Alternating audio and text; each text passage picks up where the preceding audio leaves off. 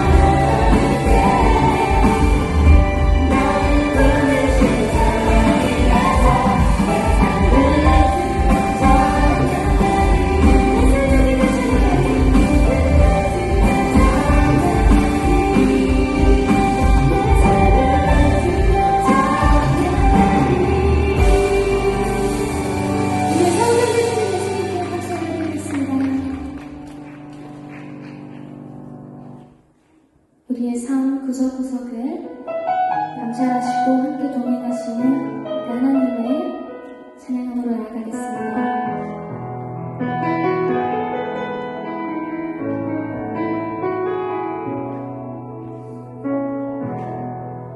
주님 당신은 내 삶 구석구석까지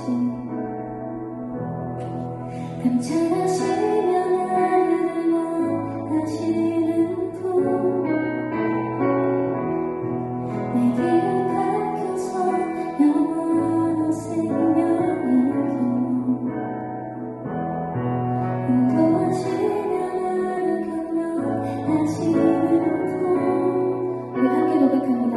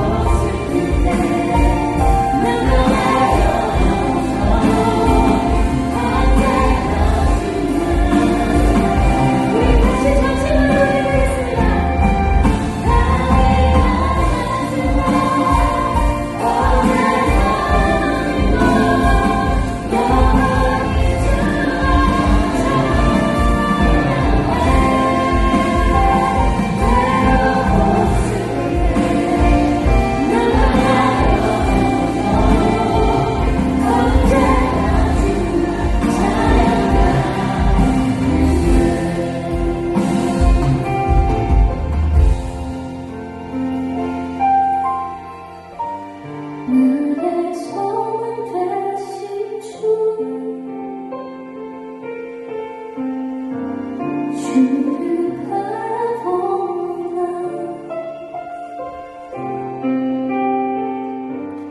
다시 오신 나의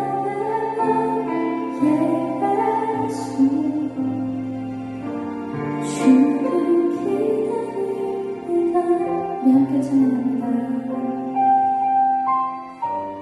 나의 소망 되신 주,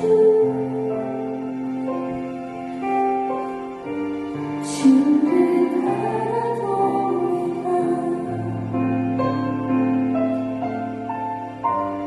다시 오신 나의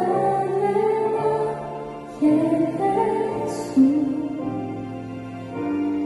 주를 기다립니다.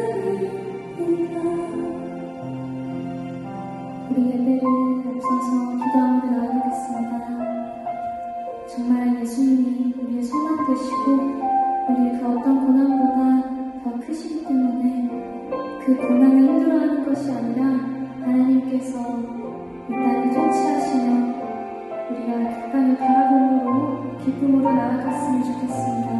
오늘도 우리에게 말씀 들려주실 것 기대함으로 함께 기도하겠습니다. 기도드리겠습니다.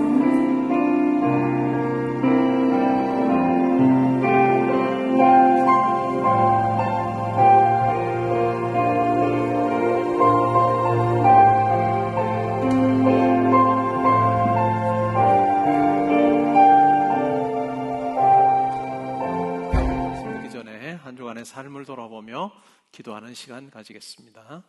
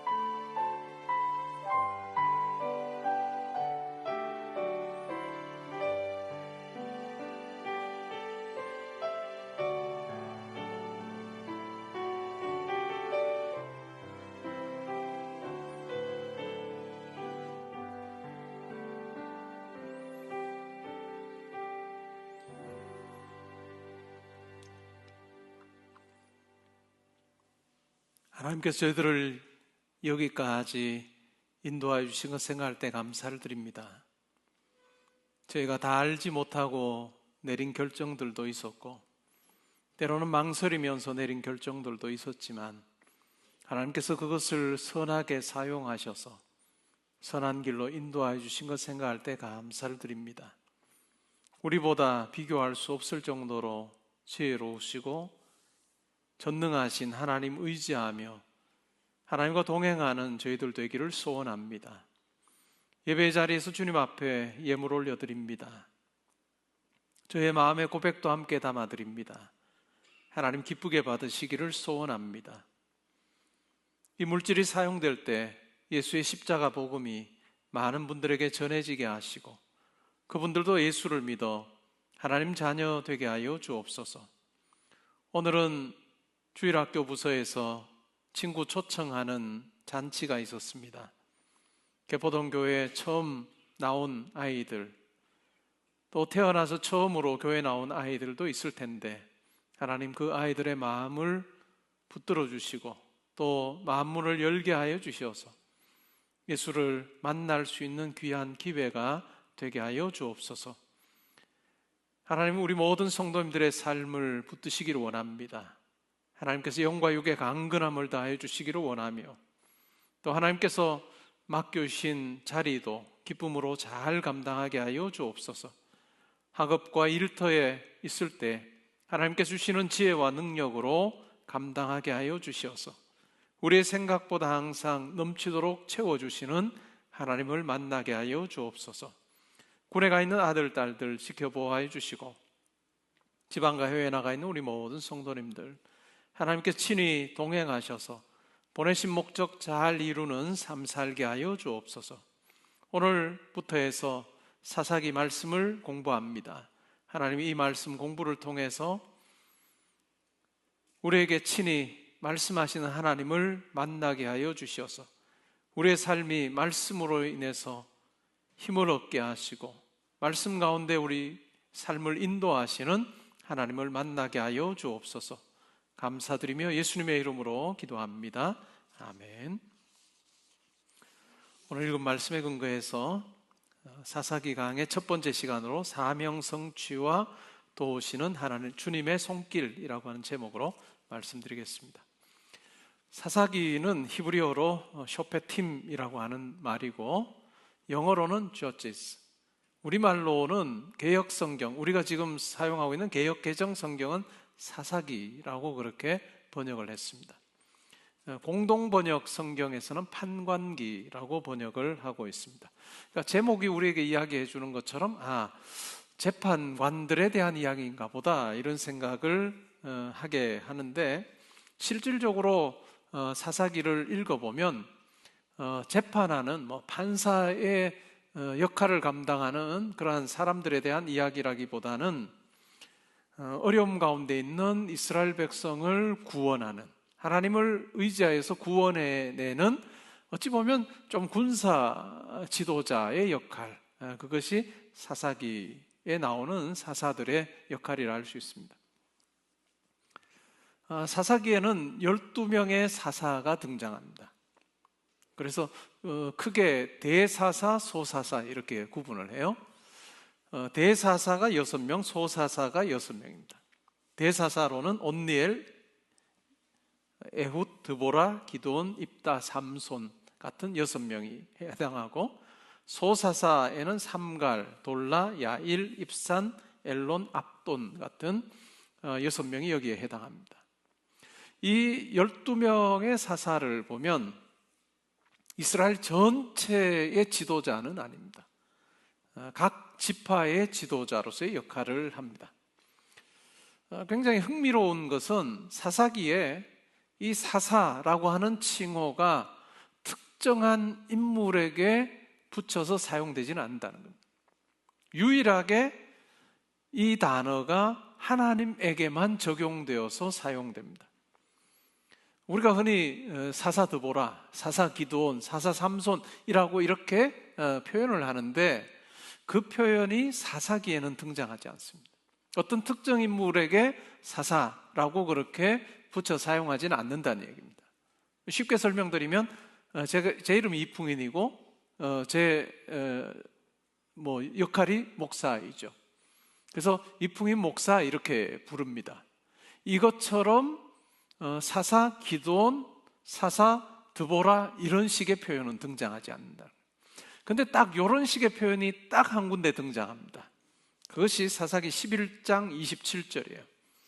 11장 27절에 딱 이와 같은 형태로 표현이 한번 등장하는데 내용은 이렇습니다. 내가 내게 죄를 짓지 아니하였거늘 내가 나를 쳐서 내게 악을 행하고자 하는도다. 원하건대 심판하시는 여호와께서 오늘 이스라엘 자손과 암몬 자손 사이에 판결하시옵소서 하였으나 라고 하는 요 구절에서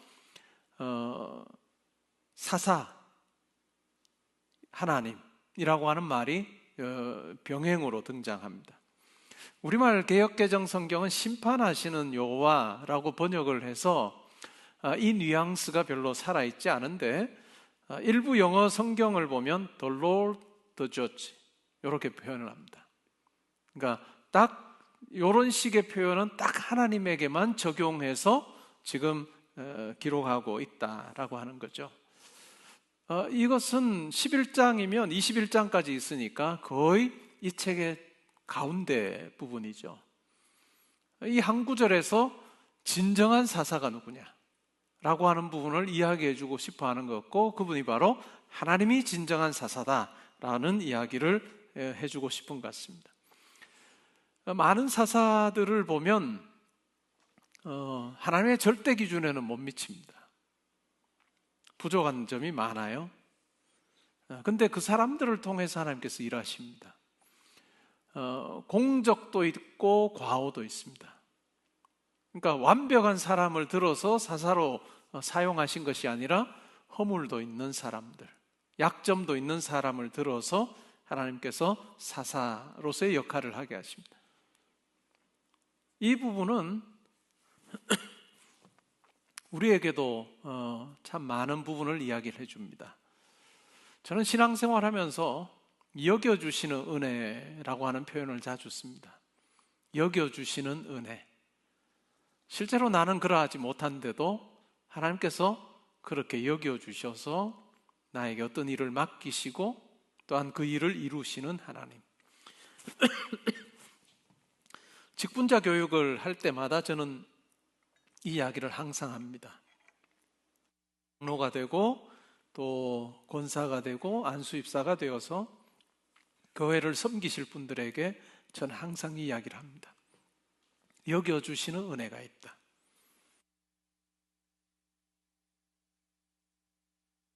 어느 누구도 하나님 기준에 그 역할을 감당할 수 있는 사람은 하나도 없습니다. 목사도 마찬가지겠죠.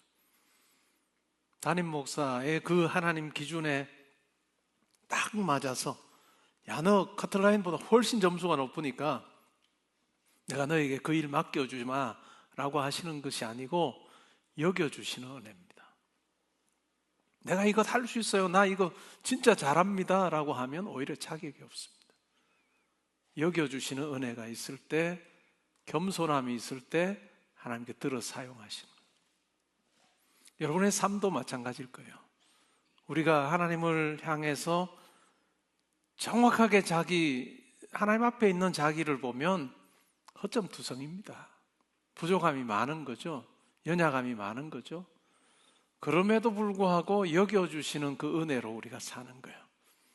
우리가 하나님의 아들, 딸로 그렇게 우리가 살지를 못해요.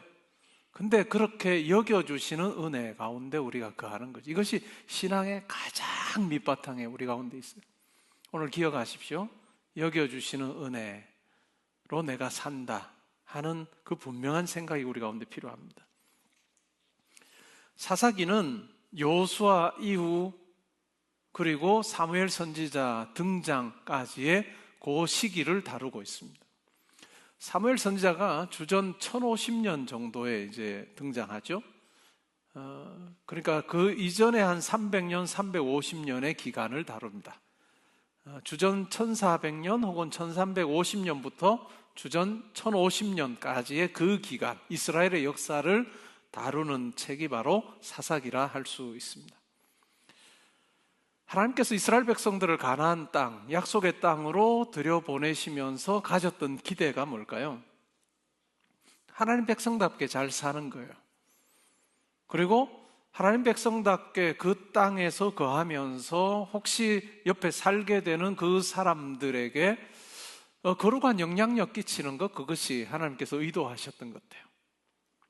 근데 이스라엘 백성들의 그 가나안 땅에서의 삶을 보면 하나님께서 바라셨던 것과는 전혀 다른 삶을 삽니다.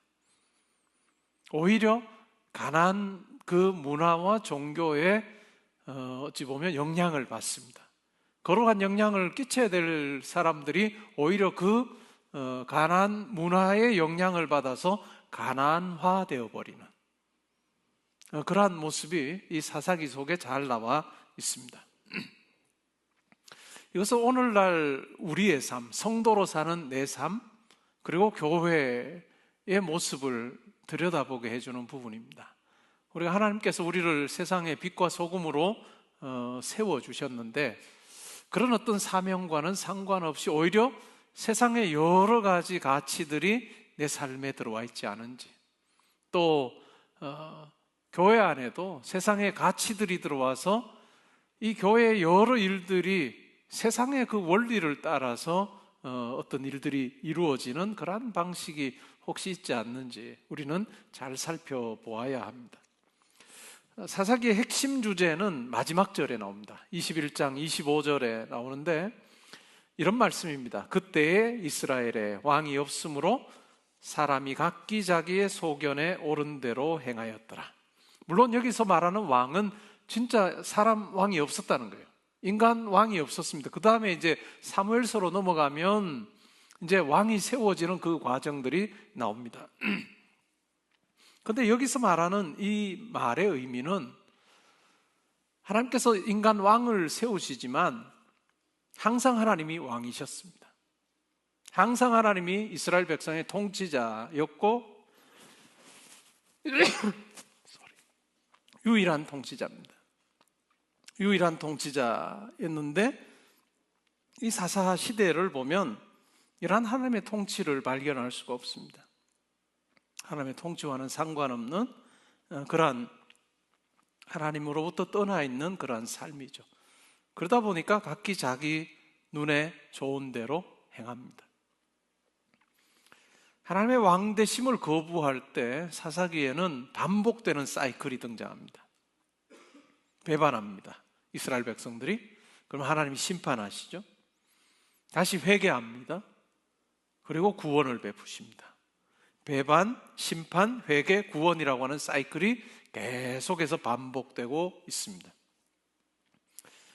1장부터 해서 3장 6절까지가 서론인데 오늘 우리는 서론의 앞부분을 살펴볼 것입니다. 오늘 사사기는 이렇게 시작합니다. 요수아가 죽은 후에 라는 말로 시작합니다. 요수아가 죽은 후에라고 하는 이 표현이 여러 가지를 우리에게 전달해 줍니다. 그것은 확실한 리더십의 부재를 이야기를 합니다. 광야 시기에는 하나님께서 모세를 리더로 세우셨습니다. 모세가 약속의 땅에 못 들어가죠. 그때 모세가 죽기 전에 하나님께서는 여호수아를 다음번 리더로 세우십니다. 그리고 가나안 정복 전쟁을 하게 하십니다. 근데 여호수아가 죽기 전에 또 다른 리더를 세우지는 않으셨어요. 여호수아가 죽었습니다. 이스라엘 백성들에게는 이제 누가 우리를 인도할 것인가? 라고 하는 물음이 생깁니다. 확실한 리더십의 부재를 이야기해 줍니다. 그 다음에 하나님의 임재를 체험하는 것이 약화되었다라는 것을 우리에게 이야기해 주죠. 가나안 정복이라고 하는 것을 통해서 우리에게 이야기해 주는 부분은 이스라엘 백성들이 자기 힘으로 가나안을 정복하지 못했습니다. 하나님께서 그들 가운데 함께 하셔서 하나님께서 임재하심으로 주어지는 결과가 바로 가나안 정복이었습니다. 이 여호수아를 통해서 이것이 아주 분명하게 드러났습니다. 그런데 여호수아가 죽고 나자 이러한 하나님의 임재 체험 또한 약화됩니다. 그 다음에 세 번째는 여호수아가 활동을 할 때만 해도 12지파가 함께합니다. 그런데 가나안 정복이 어느 정도 중요한 요충지가 다 정복이 되고 나서는 이제 하나님께서 여호수아를 통해서 지파별로 가나안 땅의 어느 지역을 차지하게 될 것인지를 말씀해 줍니다. 제비를 뽑아서 차지하게 되는데 그래서 각 지파별로 다 흩어지게 됩니다. 연합체계를 이루었지만 이제는 각 지파가 다 흩어져 살게 되는 공동체 질서와 신앙의 어떤 혼란이 야기될 수밖에 없는 것 같은 상황을 우리에게 이야기를 해줍니다. 이런 상황에서 이스라엘 백성들이 이제 하나님께 여쭈어 봅니다. 우리 가운데 누가 먼저 올라가서 가나안 족속과 싸우리까? 라고 그렇게 묻습니다. 그러자 2절에서 하나님께서 응답하십니다. 유다가 올라가라 라고 말씀하시고 내가 이 땅을 그의 손에 넘겨주었다 라고 이야기를 합니다. 왜 하나님께서 유다 지파에게 먼저 올라가라 하셨을까? 여러 가지 생각이 들 수 있습니다. 기본적인 답은 전적인 하나님의 절대 주권이겠죠. 하나님께서 그렇게 가라 하시기 때문에 가는 겁니다. 그럼에도 불구하고 성경을 통해서 왜 유다 지파가 가장 먼저 올라가라고 말씀하셨을까라고 생각을 해보면 한 몇 가지 이유가 있습니다. 민수기 2장을 통해서 우리가 확인하는 부분은 늘 하나님께서 유다 지파를 선봉에 세우셨습니다. 그리고 유다 지파는 굉장히 신속하게 순종을 잘한 지파였습니다. 그 다음에 두 번째는 지리적인 전략성과도 연결이 됩니다. 가나안 땅의 남부 지역을 유다 지파가 많이 얻었습니다. 넓은 영토를 가지게 되었습니다. 그 유다가 받았던 그 지역 안에는 굉장히 요충지, 전략적인 요충지가 있었는데 오늘 본문에도 나오는 예루살렘과 헤브론 같은 아주 중요한 도시가 포함이 되어 있었습니다. 그래서 기본적으로 큰 전쟁은 이미 승리해서 가나안을 차지했지만 아직까지도 가나안 거민들이 거기에 살고 있는 그 상황에서 매우 중요한 것은 굉장히 지금 중요한 그 거점을 먼저 확보하는 것, 그것이 매우 중요했던 것 같습니다. 그래서 유다 지파에게 먼저 올라가라 라고 이야기했던 것 같고, 그 다음에 세 번째는 영적인 상징성과 관련이 있습니다. 창세기 49장에 보면 야곱이 자기 아들들을 축복하는, 기도하는 내용이 나옵니다. 예언이라고도 우리가 볼 수 있겠죠. 세상을 떠나기 전에 자기 아들들을 놓고 기도해 주는데 창세기 49장 8절부터 10절에 보면 유다에 대해서 하는 이야기가 나옵니다. 너는 내 형제의 찬송이 될지라, 그리고 규가 유다를 떠나지 아니할 거다 라고 이야기해요. 여기서 말하는 규가 뭘까요? 왕의 홀입니다. 왕권을 상징하는 그 규가 유다에서 떠나지 않을 거다라고 이야기합니다. 그리고 실제로 이 창세기 49장에 나오는 이 내용이 이스라엘의 역사에서 보면 두 번째 왕이었던 다윗 왕, 유다 지파에 속했던 다윗 왕을 통해서 이루어지고 이후에 계속해서 다윗의 후손들이 왕으로 등극하게 됩니다. 마침내는 뭘까요? 예수님께서 유다 지파의 후손으로 오셔서 진정한 왕권을 행사하시는 그 내용이 나옵니다. 그래서 리더십이 부재한 이때 하나님께서 유다 지파, 앞으로 이와 같은 놀라운 일을 행하게 될 유다 지파를 먼저 제1선에 세우시는 부분을 확인하게 됩니다. 그래서 유다 지파가 올라갑니다. 근데 특이한 행동을 합니다. 그게 뭘까요? 시므온 지파에게도 같이 가자고 합니다. 이 전쟁에 우리와 함께 해주면 너희가 적을 물리칠 때 우리도 함께 해주마 라고 그렇게 이야기를 합니다. 그리고 같이 전쟁을 치르죠. 왜 시므온 지파와 함께 가자 했을까? 물론 인간적으로 생각하면 이 유다 지파와 시므온 지파, 야곱의 이 아들들이 많았지 않습니까? 그런데 실제로 야곱의 부인들도 많았죠. 근데 유다와 시므온의 경우에는 그 어머니가 똑같아요. 그런 어떤 부분들도 있을 수 있겠죠. 그래서 지금 유다 지파와 시므온 지파 함께 간 이유는 이 유다 지파가 받은 그와 같은 어떤 그 땅 안에 시므온 지파가 받은 것이 있습니다. 그러니까 어찌 보면 이 영역 자체가 겹칩니다. 그렇기 때문에 전쟁을 하더라도 동일한 어떤 유사한 적이 될 수밖에 없는 그 같은 형편이었기 때문에 함께 올라가자라고 했고 연이은 승리를 했습니다.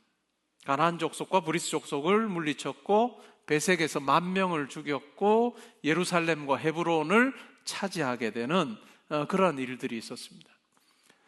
이 부분, 유다 지파 사람들이 시므온 지파 사람들하고 함께 가자라고 했던 부분을 놓고 해석이 두 가지로 쫙 나뉩니다.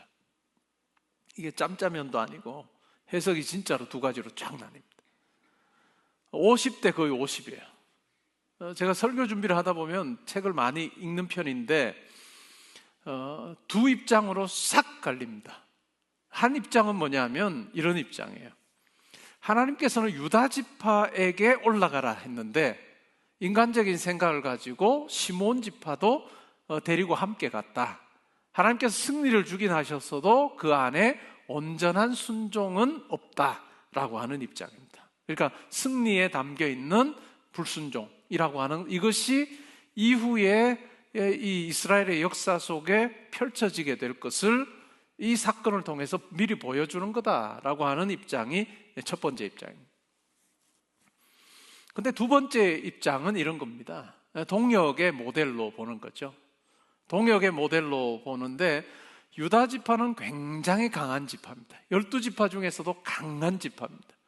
근데 시므온 지파는 가장 약한 지파예요. 인구도 보면 다른 지파의 절반밖에 되지 않는, 어찌 보면 굉장히 많은 지파들 중에서도 주목받지 못하는 지파예요. 근데 유다 지파가 자기 혼자서도 충분히 감당할 수 있지만 가장 약한 지파인 시므온 지파와 함께 이런 어떤 하나님의 어떤 맡기신 일을 감당하는데 함께 하게 되는, 어찌 보면 굉장히 좋은 동력의 모델이다, 이렇게 이야기하는 학자들도 있습니다. 저의 입장은 두 번째 입장입니다. 동역의 모델로 보는 거죠. 왜냐하면 본문 자체가 본문에서 불순종이라고 우리가 볼만한 그런 어떤 분명한 그런 모습이 등장하지 않기 때문에 저는 두 번째 입장이라고 봅니다. 하나님 나라 사역은 뭘까요? 개인전이 아니라 팀전입니다. 함께 하는 것입니다. 동역은 선택이 아니라 부르심입니다. 여러분들이 이제 살면 살수록 이 부분은 피부로 와닿을 것입니다. 어릴 때는 어떻게 생각하나요? 그냥 나 혼자 잘하면 됩니다. 나 혼자 잘하면 돼요. 근데 시간이 지나면 지날수록 뭘까요? 나 혼자 잘해서는 안 됩니다. 여러분이 하는 일도 마찬가지일 거예요. 나 혼자 잘하는 것이 아니라 옆에 있는 많은 사람들이 함께 할 때, 때로는 제 삶에도 그런 경우 많아요. 제가 생각하지도 않았던 사람들이 제 삶에 개입해서 도와줌으로 제가 어떤 일들을 이룬 적도 많습니다. 그러니까 우리가 동역이라고 하는 이 부분에 열린 마음을 가지고 지내는 것, 그것이 참 중요합니다. 그리고 이렇게 열린 마음으로 함께 할 때 그 결과 또한 우리가 상상하지도 못했던 그런 결과를 주실 때가 많습니다. 우리 각자에게 하나님께서 주신 은사도 있죠. 지체로서의 어떤 사명, 연합, 이러한 부분을 잘 설명해 주는 것이 고린도전서 12장입니다. 각자에게 하나님께서 은사를 주시는데 이 은사는 자기를 드러내는 데 사용하는 게 아니에요. 몸을 세우는 데 사용합니다. 몸의 지체로서 그 몸에 덕을 세우고 유익하도록 하기 위해서 우리가 은사를 사용해야 된다라고 하는 것이 바울이 우리에게 이야기해 주는 부분입니다. 유다와 시몬의 연합, 두 지파의 연합은 하나님의 도우심이 함께하는 동역의 좋은 모델이 됩니다.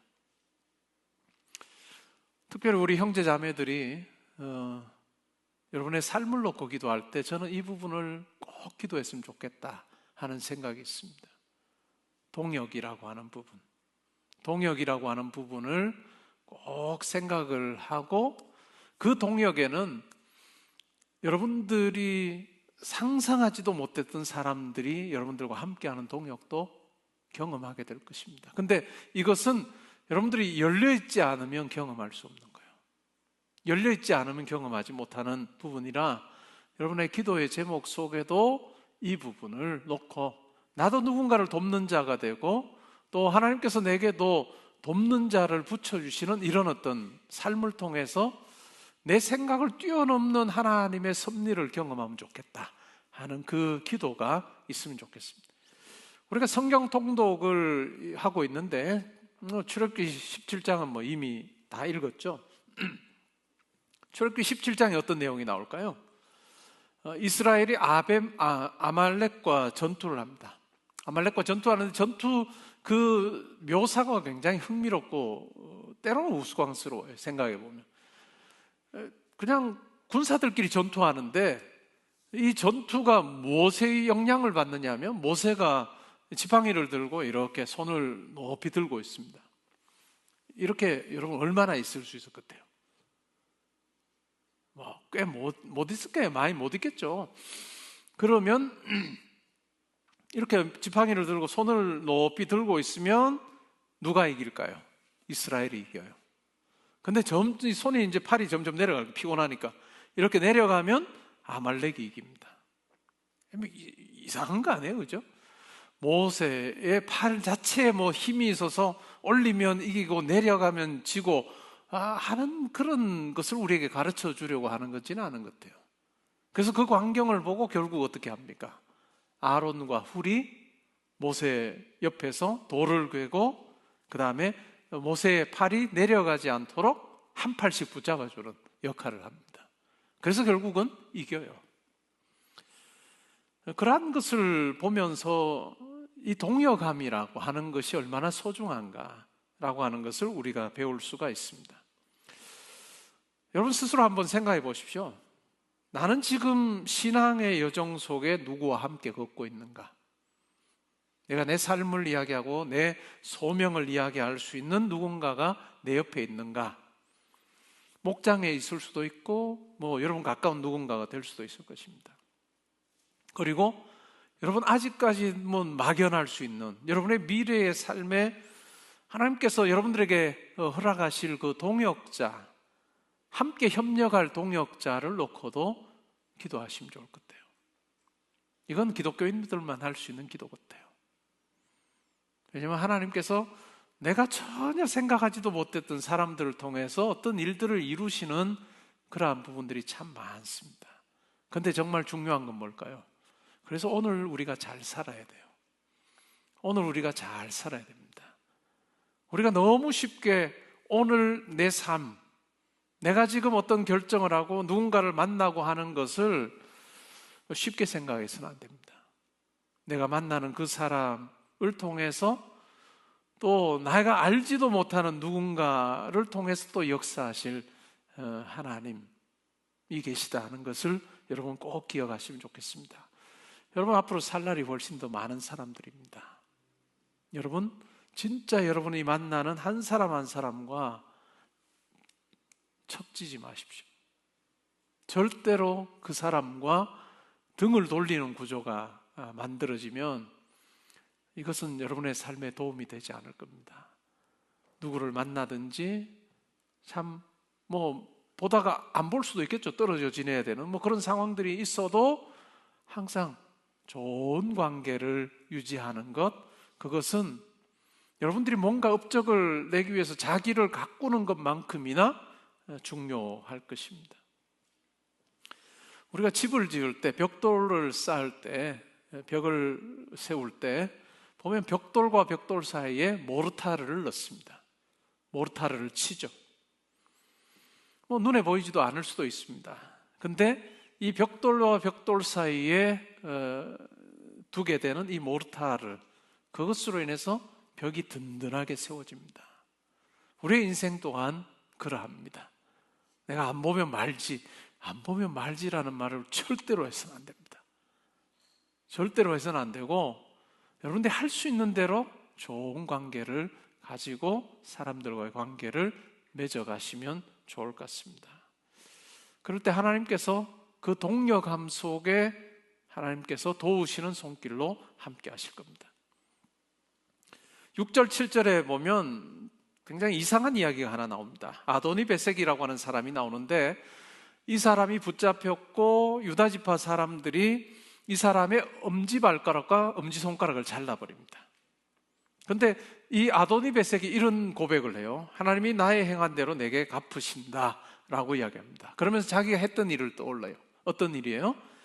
과거에 자기가 70명의 왕들을 잡아서 엄지손가락과 엄지발가락을 자르는, 엄지손가락과 엄지발가락 자르는 게 어떤 의미일까요? 더 이상 무기를 쥘 수가 없는 거예요. 엄지손가락이 잘리면 무기를 쥘 수 없고 엄지발가락이 잘리면 달리기가 어려워요. 그래서 전쟁에 더 이상 참여할 수 없는 사람으로 만들어버립니다. 자기가 그렇게 했는데 그것을 내가 고스란히 당하고 있다 라고 그렇게 이야기를 합니다. 이것은 매우 중요한 이야기입니다. 요 사건에 대해서도 입장이 두 개로 쫙 나뉩니다. 첫 번째는 진짜 이런 본문을 만나면 설교 준비하기 진짜 어렵습니다. 이게 90대 10 정도 이렇게 기울면 90쪽에 힘을 더 실어주면 될 것 같은데, 물론 그렇다고 꼭 그쪽으로 가지는 않습니다. 제 입장에서는. 근데도 이게 팽팽하게 맞을 때는 이게 참 선택하기 굉장히 어려워요. 한 입장은 이렇습니다. 유다지파에게 아도니베섹 같은 사람을 잡으면 엄지발가락, 엄지손가락 자르라는 명령을 안 하셨음에도 불구하고 유다지파가 그렇게 한 것은 그것이 가나안 문화라고 보는 거죠. 가나안의 문화, 가나안에 전투하는 그 방식을 하나님의 백성인 유다 지파도 그대로 그냥 본받아서 그렇게 하고 있다. 그렇게 행동한 것 자체가 가나안화된 것의 한 예다라고 이야기하는, 그러니까 그것 또한 하나님께 불순종한 걸로 이야기하는 것이 한 편이고, 또 다른 한편은 그렇게 보는 것이 아니라 이 아도니베섹의 말로 내가 행한 대로 그대로 하나님께 내게 갚아주시는구나 라고 하는 그 말을 통해서 그대로 보응하시는 하나님, 이 사건 속에 드러나 있다. 물론 구약 성경에 이제 더 이상 다른 곳에서는 이런 식의 어떤 그 묘사는 없습니다. 뭐 엄지발가락 자르고 엄지손가락 자르는 이야기는 없는데, 이 사건을 통해서 보응하시는 하나님, 그대로 갚아주시는 하나님이 드러나 있다라고 하는 것인데, 제 입장은 두 번째 입장입니다. 두 번째 입장입니다. 그런 측면에서 보면 우리의 삶이라고 하는 것을 우리는 잘 살펴야 됩니다. 내가 하는 말과 내가 하는 행동이, 내가 하는 선택이 하나님 앞에서 내가 어떻게 평가받을까라고 하는 것을 항상 우리는 신경 쓰고 살아야 됩니다. 여러분, 친구 중에 혹시 말만 하면 누구를 정죄하고 말만 하면 비판하고 하는 친구가 있으면 그 사람은 점점 시간이 지나면 지날수록 외톨이가 됩니다. 옆에 누구라도 있고 싶지 않은 거예요. 그러겠죠? 그렇게 그 정죄와 또한 그런 어떤 절망과 낙심과 이런 어떤 씨앗을 심으면 항상 그것을 되돌려 봤습니다. 근데 반대로 만나면 누군가를 이렇게 칭찬해주고 위로해주고 세워주고 격려하고 막 이렇게 되면, 그 씨앗을 심으면 그 열매가 또한 자기에게 돌아옵니다. 이것을 우리는 기억할 필요가 있습니다. 아도니베섹의 사건을 통해서 우리는 나는 과연 어떠한 모습으로 살고 있는가 점검할 필요가 있습니다. 그리고 내 삶을 돌아볼 필요가 있습니다. 그리고 하나님 앞에서 나를 판단하시는 유일한 재판관이신 하나님 앞에서 내가 어떻게 살아야 하는지, 또 내가 어떻게 살고 있는지를 우리는 분명히 확인하는 것이 매우 중요합니다. 여러분, 어떤 씨앗을 심고 살고 계십니까? 말씀을 맺으려고 합니다. 오늘 사사기의 첫걸음을 내디디면서 우리는 배웁니다. 여호수아가 떠났지만, 시대가 어둡지만 하나님께서 사명을 주시고 순종할 때 그 사명이 이루어지게 하십니다. 그 속에 동역이 매우 중요하고 하나님의 공의가 중요하다라고 하는 부분을 우리가 배웠습니다. 우리의 삶 아무도 모릅니다. 우리의 미래 아무도 모릅니다. 그러나 하나님께서 도우시는 손길로 함께 할 때 그때가 가장 복된 것입니다. 때로는 내가 어떤 계획을 가지어도 그 계획이 내가 정한 시간에 이루어지지 않는다 할지라도 낙심하지 마십시오. 하나님께서 여러분들의 삶 가운데 함께 하셔서 가장 선한 것 주시는 분이다 라고 하는 그것을 신뢰하며 하나님 앞에서 내가 어떤 씨앗을 심고 있는가, 어떤 모습으로 살고 있는가, 또 하나님께서 내게 맡겨주신 내 일터에서, 내 공부하는 곳에서 과연 내가 소명을 깨닫고 그 소명대로 순종하는 자로 살고 있는지를 잘 점검해 보시면 좋겠습니다. 그러할 때 하나님께서 여러분들에게 도우시는 손길로 함께 할 것입니다. 우리 괜찮으시면 그 자리에 일어나셔서 오늘의 기도 읽고 찬양하겠습니다. 오늘의 기도 읽고 찬양하겠습니다.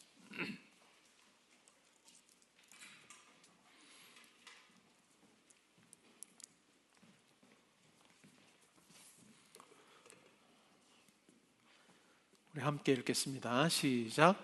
오늘도 저와 동행하시며 도우시는 하나님이 계심이 저에게는 가장 큰 은혜임을 고백합니다. 반드시 승리로 인도하실 하나님의 능력을 믿고 주신 사명 이루기 위해 담대히 달려가게 하소서. 하나님 나라를 위한 귀한 동역이 우리 모두에게 힘이 되고 위로가 되게 하소서. 아멘.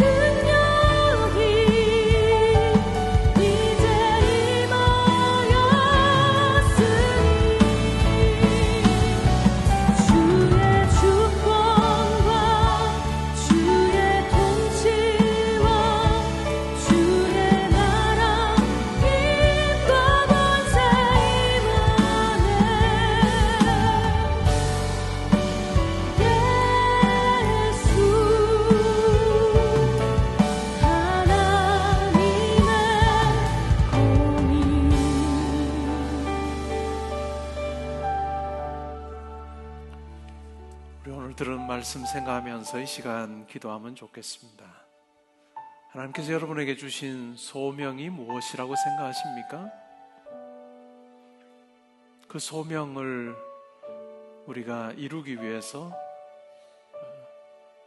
수고하고 또 순종하며 나아갈 때 하나님께서 여러분들이 가지고 있는 지혜와 능력만으로 그 일이 이루어지게 하시지 않을 겁니다.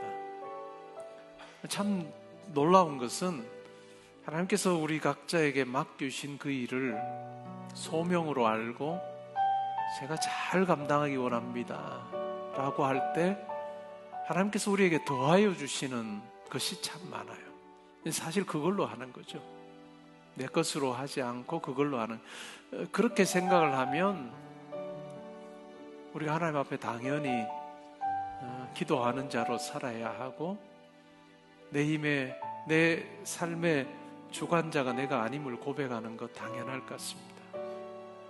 여러분 각자에게 맡기신 그 자리, 소명의 자리인 줄 알고 최선을 다하면 좋겠습니다.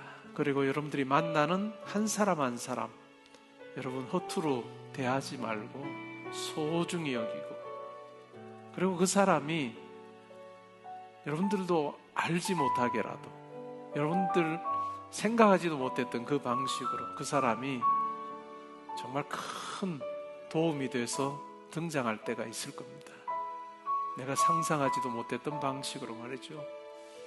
여러분의 만남 속에 모든 만남들이 참 좋은 만남으로 항상 이어질 수 있도록 하나님, 그래서 동역의 기쁨을 누리는 삶 되게 해주십시오. 시간이 지날수록 더 많은 사람들이 여러분과 함께 하기를 원하는 그런 매력 있는 삶을 살기를 원합니다. 우리 함께 여러분 각자의 삶을 놓고 기도하는 시간 가지겠습니다. 하나님 아버지 감사합니다. 오늘 사사기 첫 번째 말씀을 통해서 모든 것이 참으로 혼탁하고 또 어지러운 그 시대에도 하나님께서 이스라엘 백성들에게 분명한 아버지의 뜻을 가르쳐주시고 소명을 주시고 그 소명을 이루는 과정 속에 하나님께서 함께 해주시는 생각할 때 하나님 우리의 삶도 그러함을 고백합니다. 하나님 앞에서 하나님께서 내게 주신 소명이 무엇인지를 우리가 찾게 하시고 또한 그것이 나와 멀리 떨어져 있는 것이 아니라 지금 내 삶의 자리, 그것이 소명을 감당하는 자리임을 알게 하여 주시옵소서. 하나님 주시는 지혜와 능력으로 하나님 이 자리 잘 감당하게 하시고 내게 맡기신 일 잘 감당하기 원합니다 하는 마음으로 기도하며 성실히 잘 감당하는 저희들 되기를 소원합니다. 하나님 우리가 삶에서 만나는 많은 사람들이 있습니다. 하나님 한 사람 한 사람을 존귀히 여기게 하여 주옵소서. 한 사람 한 사람을 참으로 예수님 대하듯이 참으로 존귀히 대할 하나님 우리가 하는 말이, 우리가 하는 행동이, 내가 하는 결정이 하나님 보시기에 아름다운 것이 되기를 원합니다. 하나님 우리가 그와 같은 우리 인생의 씨앗을 우리의 삶에서 심을 때 하나님 그것이 우리가 상상도 하지 못할 하나님께서 우리에게 주시는 열매로 우리에게 주어지는 것을 경험하는, 그래서 내 힘으로 내 지혜로 사는 삶이 아니라 하나님께 순종함으로 또한 말씀에 의지하며 나아가는 그 삶임을 우리가 분명히 깨닫는 저희들 되기를 소원합니다. 하나님 바라기는 우리 형제자매들의 삶에 많은 만남들이 있을 텐데 하나님 어떠한 만남도 그냥 쉽게 생각하거나 쉽게 대하지 않게 하시고 참으로 소중히 여기며 대할 때 하나님 그것이 모여서 우리가 상상하지도 못했던 그러한 사람들이 우리를 돕는 것이 되는 그러한 참 좋은 선순환 구조가 우리의 삶 가운데 있게 하여 주옵소서. 하나님 날마다 우리의 말을 돌아보게 하시고 우리의 행동을 돌아보게 해주시옵소서. 하나님께서 기뻐하실 것입니다. 또한 나와 더불어 지내는 많은 사람들이 기뻐할 행동과 말하며 살아가는 저희들 되게 하여 주옵소서. 하나님 우리 형제자매들의 걸어가는 모든 앞길을 하나님 주장하여 주옵소서.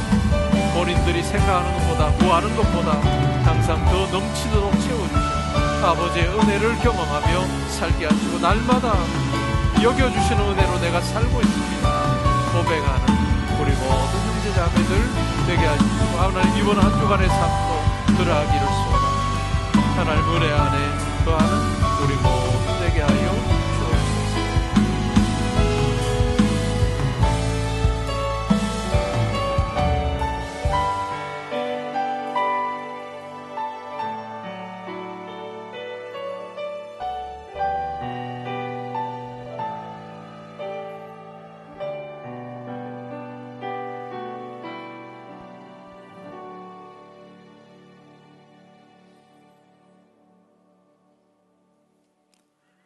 이제는 우리 주 예수 그리스도의 은혜와 하나님의 사랑과 성령의 교통하심이 사사기 말씀을 통해서 하나님께서 내게 주신 소명이 무엇인지를 찾고 구하고 또 하나님께서 알려주실 때 참으로 최선을 다해서 그 소명 감당하기를 원하는 그러한 마음으로 살아갈 때 도우시는 하나님의 손길을 경험하고 또한 삶에서 만나는 많은 사람들과 동역함으로 나 혼자 이룰 수 있는 일들보다도 더 많은 일들을 이루어서 하나님께는 영광이 되고 많은 사람들에게 유익을 주는 참 멋진 삶 살기 원합니다.